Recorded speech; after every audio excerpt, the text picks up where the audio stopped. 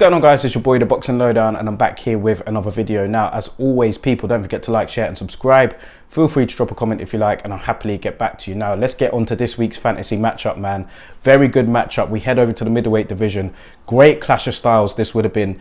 James Toney, one of my favorite fighters, against Triple G. Who wins this and why, man? Fantastic fight this would have been. First of all, we'll start off with Triple G. And Triple G, over the last 20 years, has been dominant at middleweight. I actually saw an article on Triple G, and it said that he was one of the best, probably the best middleweight over the last 20 years. And I think when you look at the consistency and the numbers that he's had, it'll be hard to argue that stat. Now, I know some people will be thinking about Bernard Hopkins, but I think that his period of dominance was probably just before, you know, in like 2001, 2002, really. So yeah, it's kind of crossing over a little bit with him and Triple G. But then Hopkins went on to achieve great things at light heavyweight as well as, middleweight. So he done a lot of great things in his career. I think that this particular era has definitely been Triple G's era in terms of middleweight. And, he tied Hopkins' title defenses at middleweight. He's been pretty dominant. He stayed at middleweight throughout his whole career.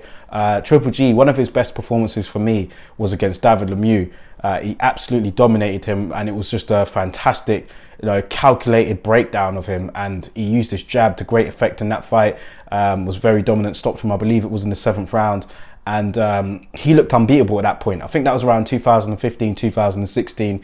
He was high on the pound for pound lists. He was, there was a consensus amongst the world that he was feared in the middleweight division. Not many people wanted to get in the ring with him. He didn't have the best profile at the time, the biggest profile, should I say, and he was very dangerous. Do you know what I mean? Even when he picked up a world title, not everybody was lining up to face him. But, Triple G did have some big fights in his career. You look at the Canelo Alvarez fights, for example, those are the only blemishes on his career right now. Triple G, a lot of people believe that he won the first fight. I think most people did. The second fight with Canelo, it was Canelo got the win. Some people believe Triple G did enough to get something in that as well. So listen, his losses and his draws were controversial, but to say that, I have to say that Danny Jacobs, when Triple G fought him, I thought Danny Jacobs did enough to get the win in that fight, but it went to Triple G. Triple G, although he was menacing, he was feared. When he stepped up the level of competition, he didn't exactly blow them out. I'm thinking of the likes of Canelo Alvarez twice, Danny Jacobs, Sergey Derevyanchenko more recently. He's still fighting now. He's 38, 39 years old, Triple G is, maybe even 40 now actually, and he's still got a world title, but he's definitely on the way down. He's not the same fighter he was 5-6 years ago, but the fact that he's still up there, the fact that he's still got a world title, goes to show how good of a fighter he is. Now, how would he have gotten against James Toney, man? James Toney was just not just a great character, he was just a great fighter as well. And he started at middleweight. I mean, he didn't actually dominate middleweight, but he went on to achieve great things. Picked up a world title at middleweight, defeating Michael Nunn. He was actually behind on the cards against Michael Nunn before he got the win there. So he picked up the IBF middleweight strap, and he did make a few defenses at middleweight as well. But James Toney will be known for, he moved up the weights. He kind of ate himself out of the middleweight division, moved up to 168, then went on all the way up to heavyweight, cruiserweight as well. And, he beat the likes of Vasily Girov, which was a great win. He beat the likes of Evander Holyfield as well, although Evander Holyfield was kind of on the way out. He still dominated Evander Holyfield and stopped him. It was just a brutal, fantastic performance from James Toney, that was. I love watching him. He's got a great counter-punching style. Like I said, his character was one of the better boxing characters in the game. They don't really come like James Toney anymore.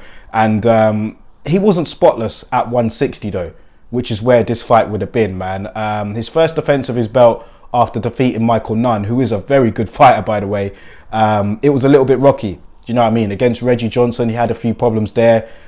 He then went on to draw with Mike McCallum. He had a controversial win over Dave Tabiri. So, it wasn't a hugely dominant performance from James Toney at 160 pounds. So how would he have gotten against Triple G? Do you know what I mean? Triple G, he is hittable, and somebody like James Toney, man, sometimes Triple G would just fight with his face. Do you know what I mean? Although he was like very strong, had a fantastic chin, one of the best chins in boxing today actually. James Toney had a very good chin also. He's never been stopped in his career, never. not even at heavyweight, not at cruiserweight, never. He's never been stopped. So I could see this one going the distance. It's kind of what you prefer, man. If you prefer the aggression of Triple G, the come forward style, the relentless, you know, pressure and the power punching that he provides, or would you prefer the counter punching slickness of James Toney, man? That would have gave Triple G some problems. We've seen that. You know, he hasn't got the best defense. He can get caught with shots. Although he may not be hurt by them, he does get caught, and James Toney could pile up points against Triple G by landing the jab and countering him when he's coming forward. I'm just thinking, would the activity of Triple G and the tough chin that he possessed be enough to carry him through? I think that the judges may favour him in this fight here over James Toney. I think that his relentless pressure and style would have maybe got him a points win. I can't see anyone getting the stoppage. Although Triple G was a fallacious puncher, I could see this going the distance. And I think that maybe his activity would earn him a controversial win on the scorecards. That's just my opinion. I'm curious to hear what you guys have to say about this, man. A lot of you guys in the comments that comment on these fantasy matchups know your boxing, you know your history as well. So how would this have gone, man? Great clash of styles this would have been. Let me know your thoughts in the comment section below, and I'll catch you on the next Mythical Monday video next week.